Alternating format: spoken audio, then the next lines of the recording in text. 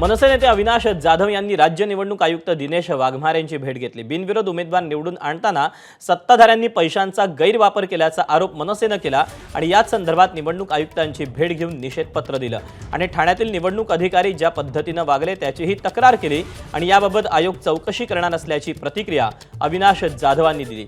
यासोबत बिनविरोध निवडी संदर्भात मुंबई उच्च न्यायालयात काँग्रेस नेते समीर गांधी आणि अविनाश जाधव यांनी याचिका दाखल केली।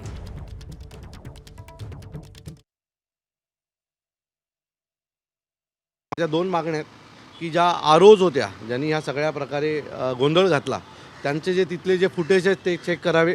उमेदवारांना मतदान त्या केंद्राच्या बाहेर कोण घेऊन येत होतं, ते कुठल्या पक्षाचे होते ते चेक करावे। आणि दुसरी आणि महत्त्वाची गोष्ट, जोपर्यंत ही चौकशी पूर्ण होत नाही तोपर्यंत निवडणुकीचे जे निकाल आहेत ते राखून ठेवावेत, तोपर्यंत ते निर्णय जाहीर करू नयेत। अशा दोन मागण्यांसाठी मी आज यांची भेट घेतली। एबीपी माझा, उघडा डोळे बघा नीट।